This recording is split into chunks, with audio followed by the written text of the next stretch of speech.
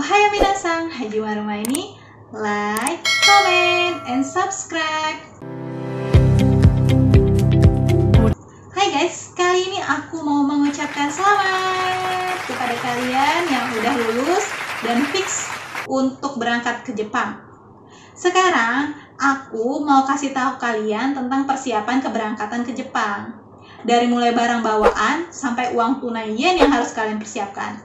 Yang utama sih, kalian harus ngurus ATM Indonesia kalian biar bisa transaksi online dalam jumlah yang besar. Karena nantinya bakalan sering transfer uang secara online. Kalian juga harus konsultasi apabila nantinya ada masalah dalam transaksi online dan bagaimana penyelesaiannya, karena bank tersebut nggak ada di Jepang. Dulu ada gosip pakai BNI aja. Kalau ada masalah, ada cabangnya di Jepang. Ini bukan gosip ya, tapi emang benar ada cabang BNI di Tokyo. Tapi sepengalaman pribadi aku, pas ada masalah transaksi online, dia tuh nggak bisa bantu. BNI Tokyo cuma bisa bantu tarik tunai dan nabung. Selain itu dia nggak bisa, kecuali kamu bikin BNI-nya di Jepang. Karena BNI kalian dibuat di Indonesia, jadi dia nggak bisa bantu apa-apa untuk benerin, apalagi masalah transaksi online. Padahal waktu itu aku datang untuk ngebenerin e-banking aku yang nggak bisa login karena yang aku tuh mau login nggak bisa karena passwordnya salah terus. Itu dari pengalaman pribadi aku ya. Nah, untuk persiapan keberangkatan ke Jepang, kalian harus tahu kalian berangkat ke Jepang pas musim apa.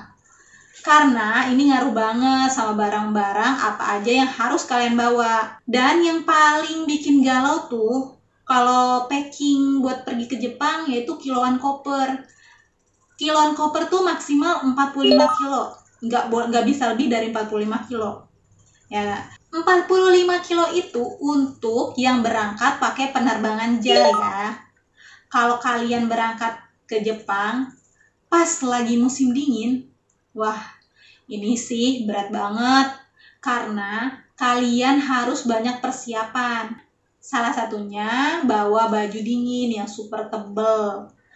Untuk yang berangkat pas musim dingin, wajib banget kalian minimal bawa 1 atau 2 baju hangat yang super tebal, karena pas kalian sampai di Jepang pastinya kalian belum tahu kalian harus beli baju di mana kan, dan mana toko yang murah.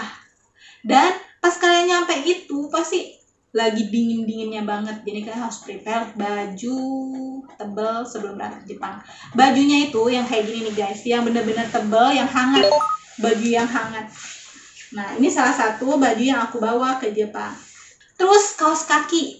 Sebenarnya kaos kaki emang ada sih di Jepang, tapi kalau kalian pas ke sana lagi musim dingin, mending kalian list di daftar barang bawaan kalian itu salah satunya adalah kaos kaki ya. Tapi kaos kaki yang tebal.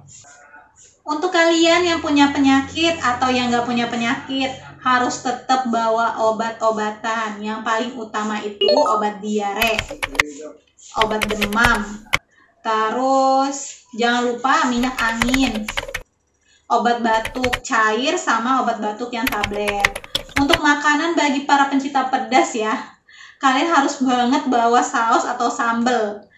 Tapi saran aku sih ya, mending kalian bawa saus atau sambal yang sasetan, jangan yang botol.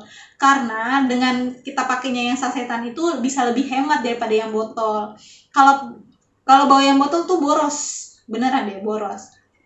Terus jam tangan penting juga untuk kalian bawa, karena dari hari pertama kalian nyampe di Jepang, kalian harus terbiasa sama disiplin waktunya Jepang. Nah sekarang untuk keberangkatan musim semi. Untuk keberangkatan musim semi, ini seru sih. Karena kalian datang disambut dengan mekarnya bunga sakura. Jadi, bakalan banyak bunga yang bermekaran menyambut kedatangan kalian di hari pertama di Jepang. Untuk pakaian musim semi, cukup jaket biasa aja sih. Minimal 2 lah ya. Jaket biasa, jangan yang terlalu tebal, jangan yang terlalu tipis. Soalnya musim semi itu masih agak dingin. Ya, kayak gini lah ya. Nih, kayak gini. Nggak terlalu tebal, nggak terlalu tipis juga.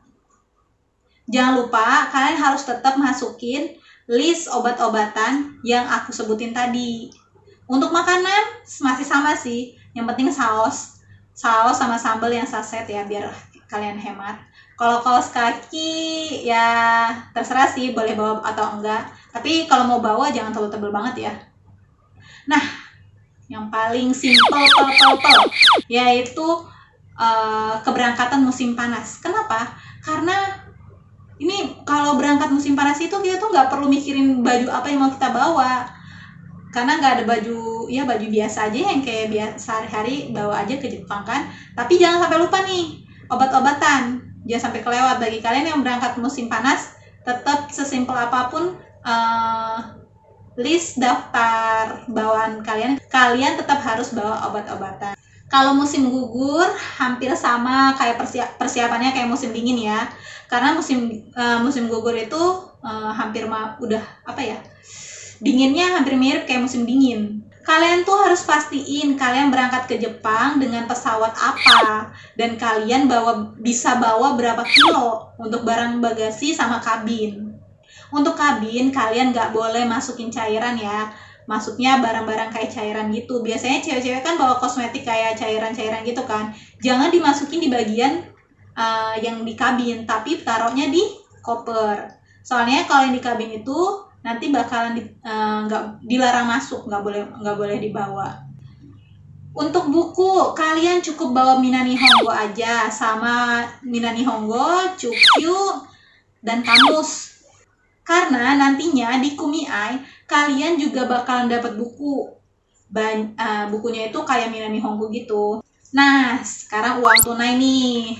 Uang tunai yang harus kalian bawa untuk keberangkatan ke Jepang selain Tokutei-gino. Jadi sekarang kita bahas uang tunai yang harus kalian bawa selain Tokutei-gino ya.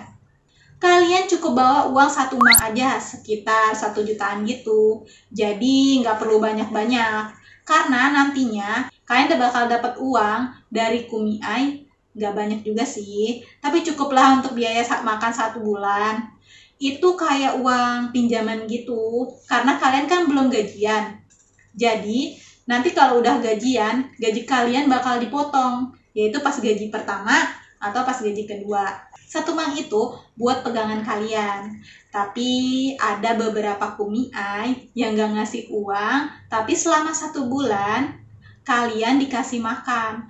Karena sebelum kalian kerja, kalian bakalan belajar di Kumiai selama 1 bulan untuk pengenalan lingkungan di Jepang. Ada beberapa Kumiai yang mengasramakan calon pekerja perusahaannya, ada juga yang enggak.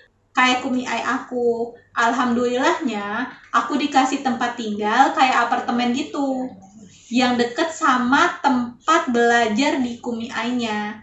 Jadi makannya kita bebas, dan aku dikasih uang kalau nggak salah waktu itu 3 mak gitu, sekitar 3 jutaan. Tapi kalau yang berangkat program Tokutei, kalian harus persiapin banyak yen dari Indonesia. Sebisa kalian, tapi minimal 3 mang. Karena kalau program Tokutei itu langsung kerja, dan kalian harus langsung hidup mandiri. Nah, balik lagi ke Kumiai. Selama sebulan belajar di Jepang, kalian harus banget memanfaatkan waktu untuk menjelajahi daerah sekitar tempat tinggal kalian. Pastinya seru banget deh itu kalau kalian berjelajah di daerah sekitar kalian. Karena setelah 1 bulan kalian tinggal di daerah Kumiai itu, kalian tuh langsung kerja gitu. Jadinya kalian harus menikmati masa-masa senggang kalian selama kalian tinggal di Kumiai. Dan bakalan gak sempet buat nikmatin masa-masa sekolah di Kumiai kalau kalian udah mulai kerja. Selama di Kumiai, kalian jangan terlalu banyak beli barang-barang, karena nanti pas kalian pindahan dari Kumiai ke Apato kalian itu bakalan ribet banget. Jadi saran aku sih, belanja barang-barang pas udah tinggal di Apato, karena kalian juga harus berhemat sampai kalian gajian. Dan ingat ya, gajian pertama dan kedua itu biasanya nggak full. Nah, kalian kan pas awal datang ke Jepang dapat pinjaman tuh dari Kumiai. Nah, yang nggak dapat pinjaman dari Kumiai kan ada yang juga ada yang dapat makan selama 1 bulan. Nah, nanti gaji kalian bakal dipotong biasanya pas di gajian kedua. Dan gajian pertama pasti kecil juga karena gajian pertama kan jam kerja kita masih belum full kan, gitu. Jadi saran aku kalian harus berhemat sampai kalian gajian ketiga lah, bulan ketiga. Nah, bagaimana menurut kalian? Ribet nggak sih buat persiapan berangkat ke Jepang? Semoga video ini bermanfaat ya buat kalian.